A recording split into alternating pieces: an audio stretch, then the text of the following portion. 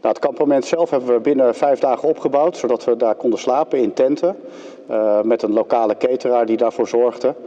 En dat was enigszins rudimentair. Ja, het is natuurlijk in tenten, maar aan de andere kant was het ook erg gezellig. We sliepen met 16 mensen in 1 tent. Wat speciaal was, is dat we dit keer echt als Leeuwarden uitgezonden zijn geweest. Dus dat was bijna 95% van het personeelsbestand kwam hier van de vliegbasis af. En dat maakt het extra leuk, gewoon als team, omdat je elkaar natuurlijk al kent. Maar ook gewoon de Friese spirit. Dus we hadden bijna meteen de Friese vlag hoog in top naast de luchtmachtvlag en de Nederlandse vlag. En later ook onze detachementsvlag, die moesten we natuurlijk nog maken. En we hebben bijvoorbeeld de beschikking over radiozenders, waar we natuurlijk ook de Friese zenders niet vergaten. Was dit een hele andere missie dan de missies die we de afgelopen jaren hebben gezien in bijvoorbeeld Afghanistan en Irak? Nou, in Afghanistan daar gaven we voornamelijk ondersteuning aan de grondtroepen die daar waren, de westerse grondtroepen. Dus in zoverre is het natuurlijk echt anders dat we daar geen boots on the ground hebben op dit moment. En wat ik zei, die voorbereide doelen, dat hebben we in Afghanistan de laatste 12 jaar niet gezien. Dus dat was toch wel weer nieuw. Dat was jaren geleden in het Servië-Kosovo-tijdperk met dat conflict. Zat er dan ook spanning op bij de mensen die het moesten doen? Nee, daar zat niet speciale spanning op, want we hebben daar natuurlijk voor getraind. We trainen daar elke dag voor, dus iedereen is daar ook goed voor voorbereid.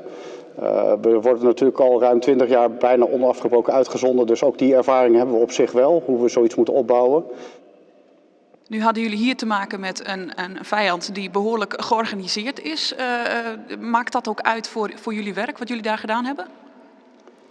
Ja, het is wel te zien dat IS meer georganiseerd is dan andere tegenstanders die we ook wel hebben gezien. Dat klopt. Mijn indruk is dat het massaler is dan wat we de laatste paar jaren hebben gezien. En daardoor zijn ze ook wel aan te grijpen natuurlijk, omdat het meer de vormen heeft van een leger. Gaat het ook door je hoofd heen dat ze mogelijk van de grond af op jullie kunnen schieten?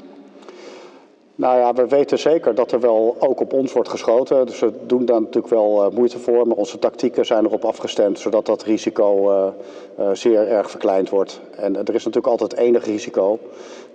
Maar het is niet zo dat vliegers daar de hele tijd mee bezig zijn. We hebben onze tactieken die dat mitigeren. Hebben jullie het idee dat het iets uitgehaald heeft de afgelopen maanden? Ja, we kunnen wel echt zien dat toen wij eind september aankwamen, toen stond er echt wel druk op de Iraakse troepen en Iraakse steden van IS. En onze opdracht was natuurlijk om de opmars van IS te stoppen. Nou, we kunnen na 3 maanden nu wel zien dat grotendeels gebeurd is. Dus grotendeels is de opmars gestopt. Dat betekent natuurlijk niet dat het probleem is opgelost. En ook de bewegingsvrijheid van de IS in Irak is echt afgenomen. Dat is wel duidelijk zichtbaar.